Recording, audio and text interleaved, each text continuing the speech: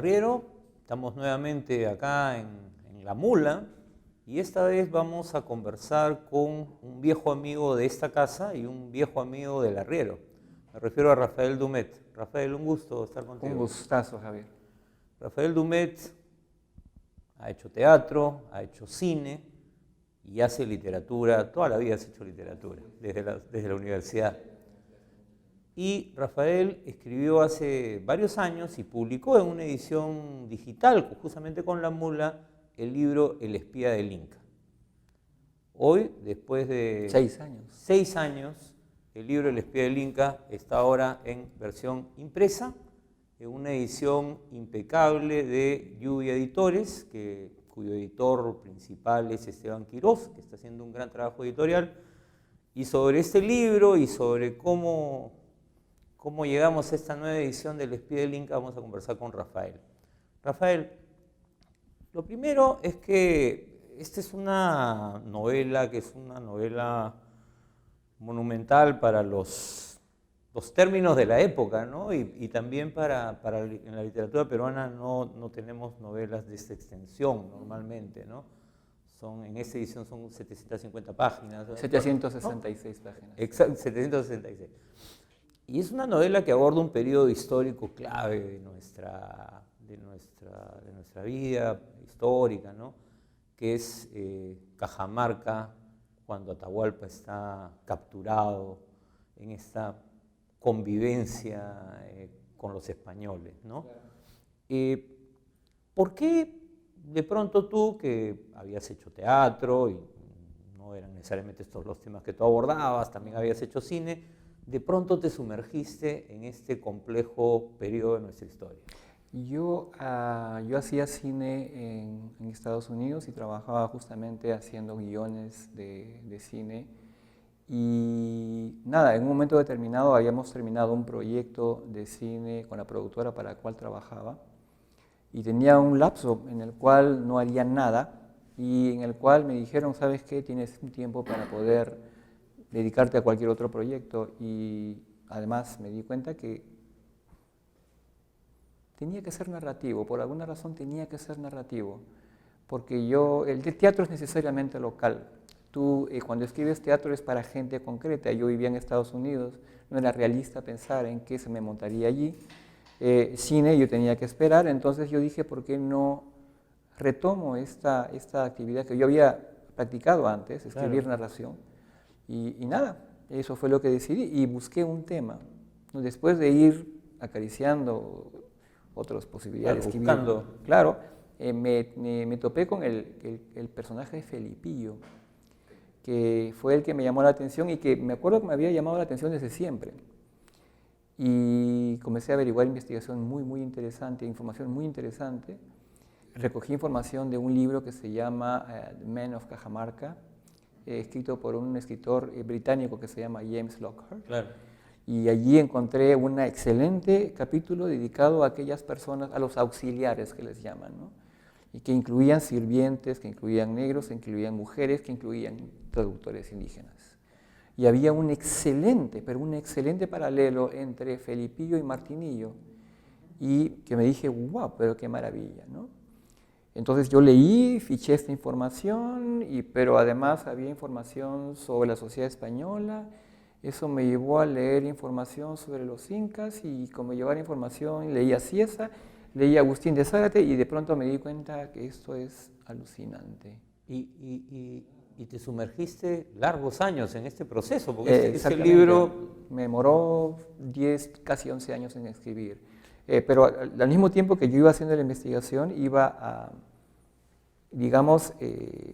escribiendo. Nunca dejé de hacer investigación en todo el tiempo que yo estuve escribiendo la novela, ¿no? Hasta ahora. Tú ibas escribiendo y seguías sumergiéndote, digamos, en este mundo, que además es fascinante, ¿no? Es realmente fascinante. El universo de las crónicas, de las visitas. Exactamente, ¿no? Pero además, bueno, de manera estratégica había hecho una investigación general.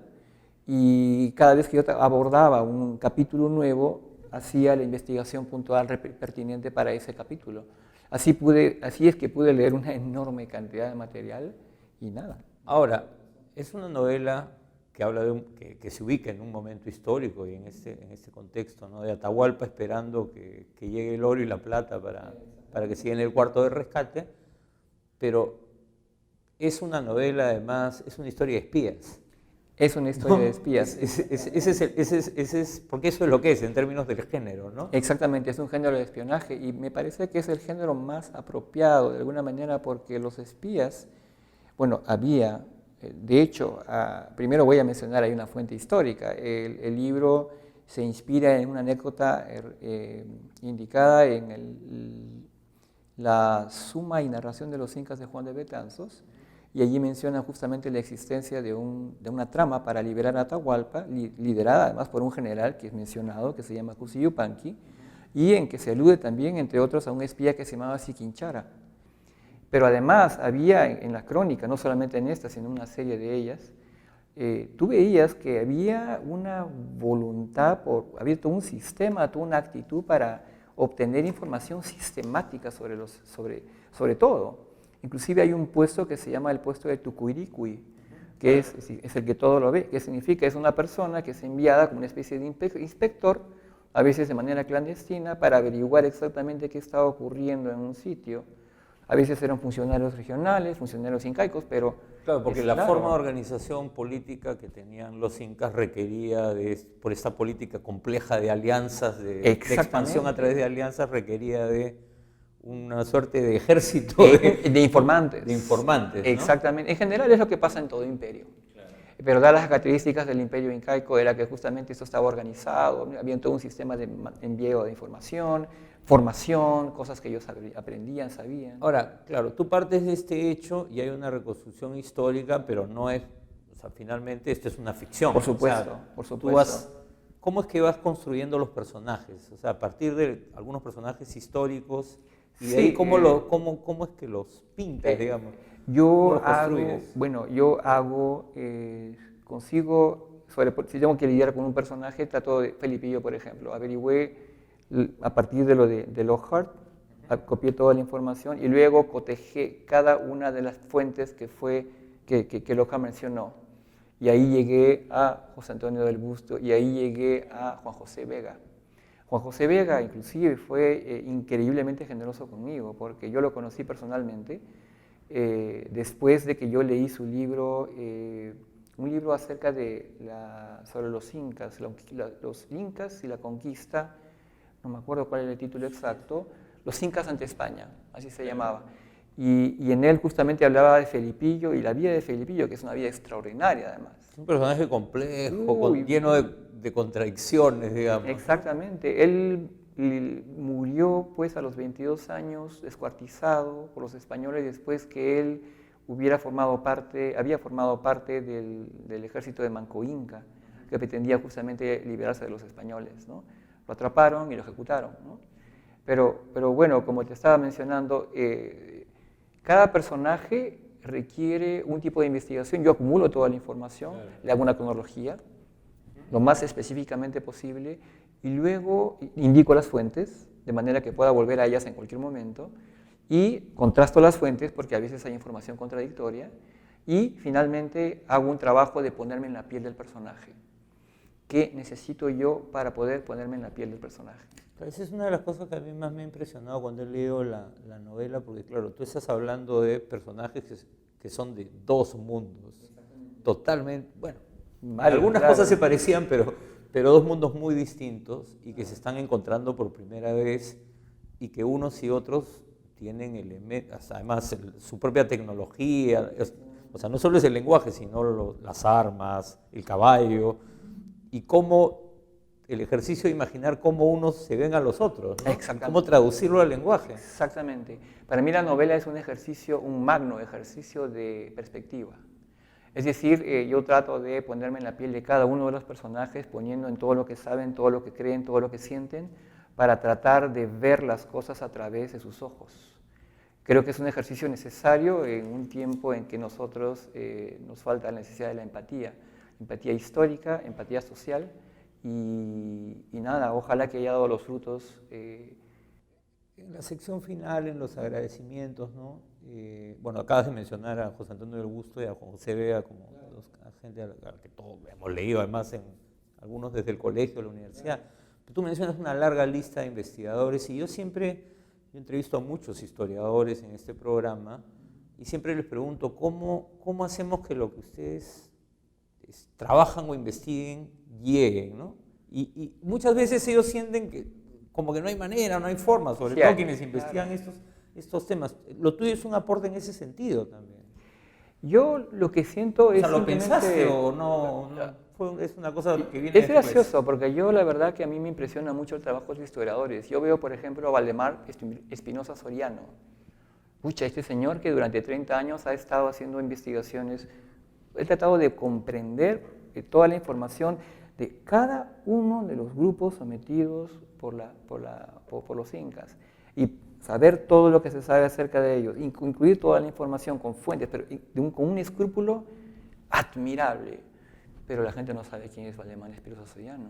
Claro, incluso a veces ni sus investigaciones llegan a los textos escolares. Por supuesto. Seguimos a veces con los mismos esquemas de hace 20 años, 30 años. Este señor ha hecho un trabajo increíble, por ejemplo, hay una investigación increíble sobre la señora Contarhuacho y la señora Ñashcolge, que son las señoras guayas muy importantes para comprender la conquista del Perú. Estas señoras, en mi opinión, estas dos señoras son vitales para comprender la caída del Imperio Incaico por completo. Y es gracias a ese señor. O, por ejemplo, Raúl Porras Barrenechea.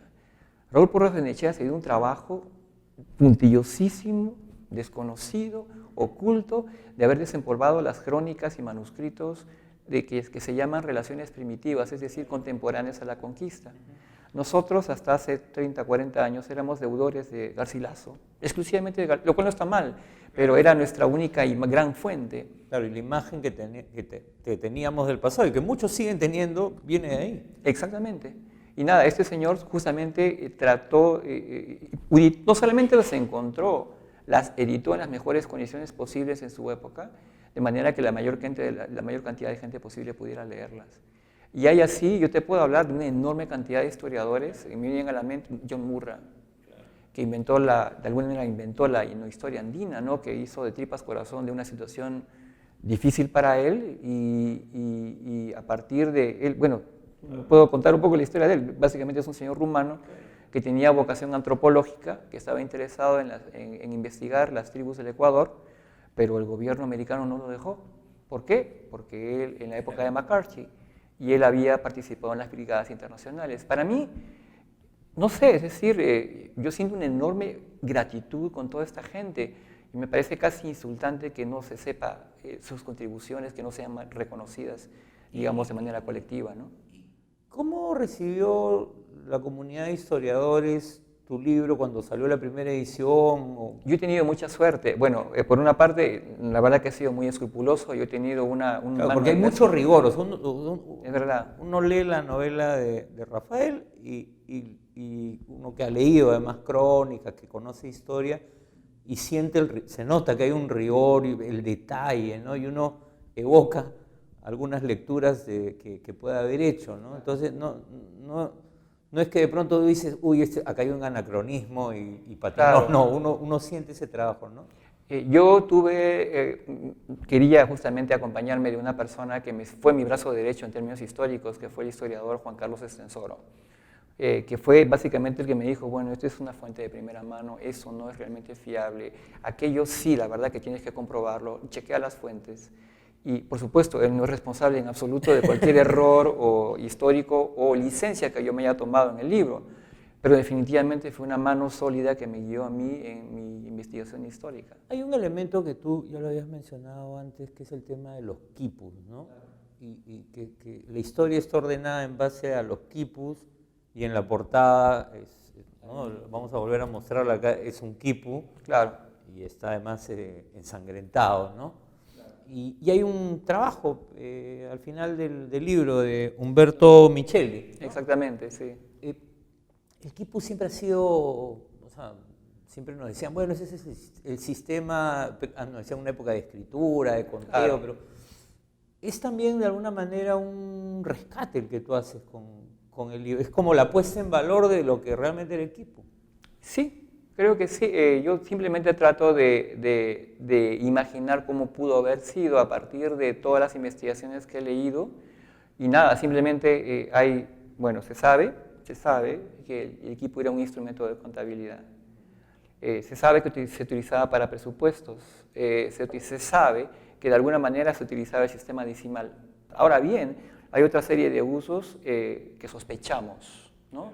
Se sabe también, debo decirlo, que también, por ejemplo, había un calendario de entregas de ofrendas, y entonces que había un quipus, que eran calendarios de entregas de ofrendas a los diferentes huacas del Cusco. Claro, y entonces en la novela tú vas un poco más allá y claro, si sirve para contar y si sirve para establecer las fechas, también sirve para enviar mensajes. Exactamente. No, es como la clave al inicio de la novela, ¿no? He tratado de ser escrupuloso en mi uso, pero sí es verdad.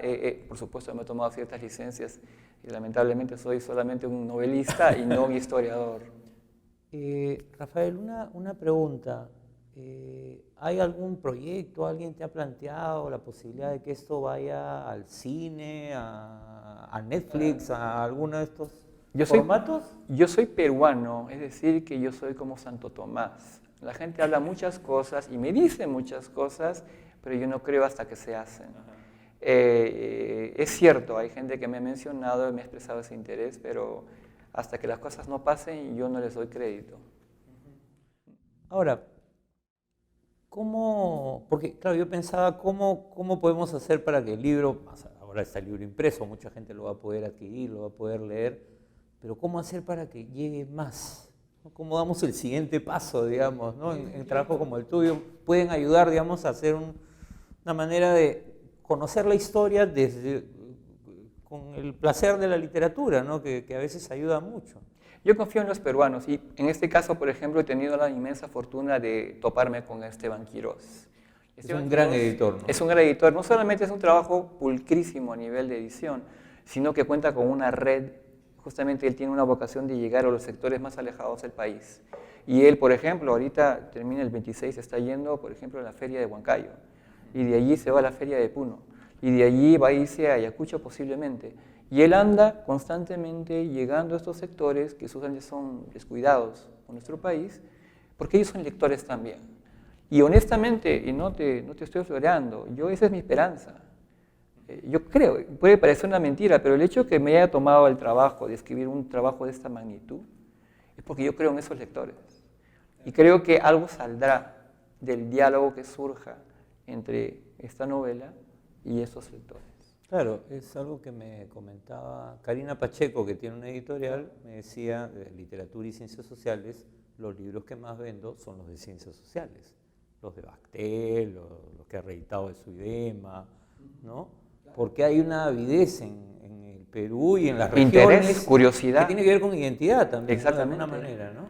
Exactamente, yo creo que sí, definitivamente. Yo en todos estos años que no se ha editado el libro, yo he recibido correos constantes provenientes de Cajamarca, Ayacucho, Puno, una señora del Cusco, gente que me está diciendo literalmente, ¿cuándo? Por favor, ¿cuándo publica el libro en papel? ¿No? Y nada, yo realmente soy optimista en ese sentido, ¿no? Rafael, una última pregunta. ¿Tienes otro proyecto en curso? Tengo otro proyecto en curso. ¿Viene otra novela? Sí, pero entre algunos años hay un señor que se llama Eudosio Rabines, al cual ya le he dedicado 5 años de mi vida. Estoy escribiendo una novela, toma su tiempo porque curiosamente creo que va a requerir más investigación incluso que esto. Está requiriendo ya más investigación que la novela. Es otra novela de espionaje entonces, con Rabines de personaje, ¿no? Exactamente, y más o menos con las mismas dimensiones.